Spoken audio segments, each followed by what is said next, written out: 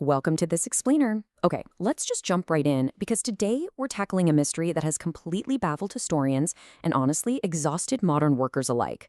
I want you to imagine thriving, conquering, and performing at your absolute peak on almost zero traditional sleep.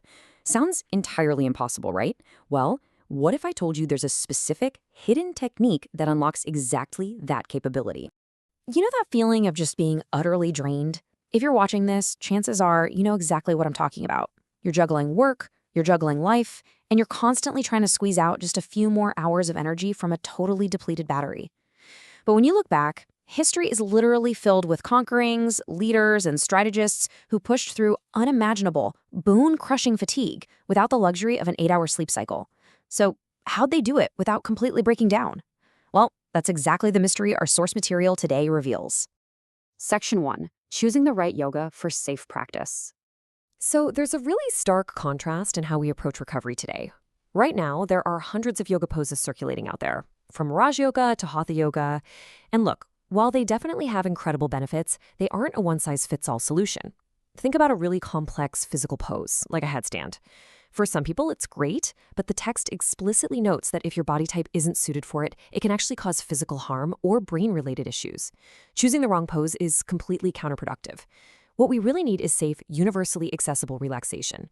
A practice that doesn't demand crazy acrobatic skill, but still delivers profound restorative rest to absolutely anyone. Moving on to Section 2, the sleep secret of the greats and their historical methods. Seriously, ask yourself this. How on earth did Napoleon fight grueling, continuous wars without actually sleeping? Historians and eyewitnesses from his own inner circle documented that he'd spend days and nights out on the battlefield, wide awake, orchestrating massive campaigns. It's not like he had a comfortable bed waiting for him in a quiet room somewhere. So what was actually keeping his brain sharp and his physical body from just completely collapsing under the weight of all that stress? Well, historical accounts derived directly from our source reveal a really fascinating pattern. Napoleon Bonaparte would famously grab just a few minutes of rest while sitting completely relaxed on horseback. An English historian noted that Robert Clive, another totally relentless military figure, would march with his cavalry and catch up on his sleep by simply resting against his guns while physically moving. Crazy, right? And the great emperor Akbar documented his sleeping a mere 3 hours a night. The text argues that these conquerors of sleep were all unconsciously relying on a very specific state of physical release to stay completely healthy and capable. It's like they found a biological loophole.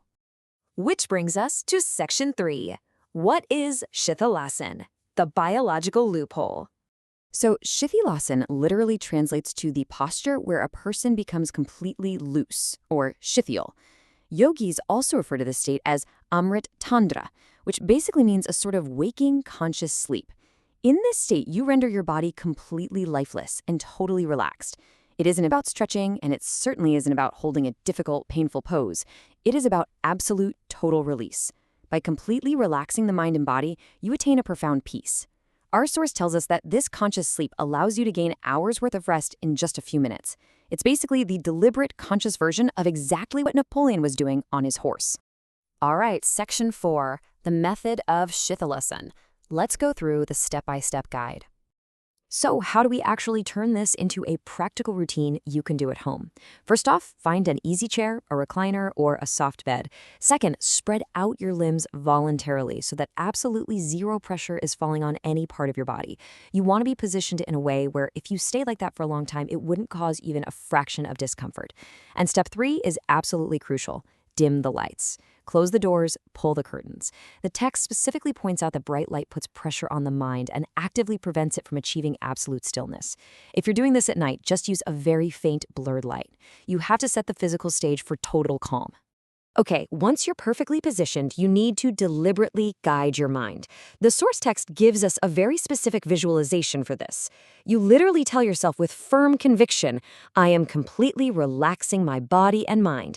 My entire body is becoming motionless. The body has become lifeless. All the worries and doubts of my mind have calmed down.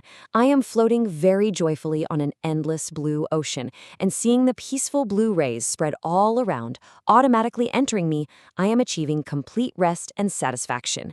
You must vividly feel that your body and mind are completely letting go, perfectly mirroring that visualization.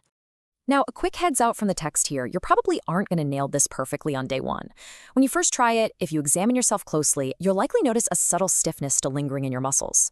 The source notes it takes about 1 to 2 weeks of continuous daily half-hour practice to truly master Shithilasana. But when you do, the physical release is just incredible. Your body becomes so unbelievably loose that any unsupported limbs will simply roll around or drop heavily, exactly like the limbs of someone in the deepest, heaviest phase of sleep. That is Amrit Tandra. You are entirely awake, but your physical vessel is deeply asleep. And finally, Section 5, the miraculous benefits, or the payoff. The underlying math here is just incredible. According to the source, 30 minutes of Shithilasana gives you the exact same fatigue relief as 4 hours of deep sleep. Just let that sink in for a second. For ordinary, hardworking people who simply cannot spend hours in deep yogic meditation, just half an hour of this conscious sleep strips away the exact same amount of physical exhaustion as half a night's perfect rest. It is quite literally an unparalleled efficiency hack for your body. Because remember, this isn't just for ascetics meditating high up in the mountains. It's explicitly highlighted in the text as a practical remedy for ordinary folks facing the crushing grind of daily life. When your body is just broken down from work, when your mind feels defeated, when your brain just isn't functioning right anymore, laying in Shavasana for a short time clears that physical exhaustion entirely. It sparks this new consciousness, a fresh agility. The author actually compares a daily practice of this to eating a highly nutritious meal. It acts as literal fuel, making your body vigorous and ready to tackle difficult tasks once again. So that brings us right back to you. Your body is tired. Your mind is probably defeated by the endless demands of the modern world.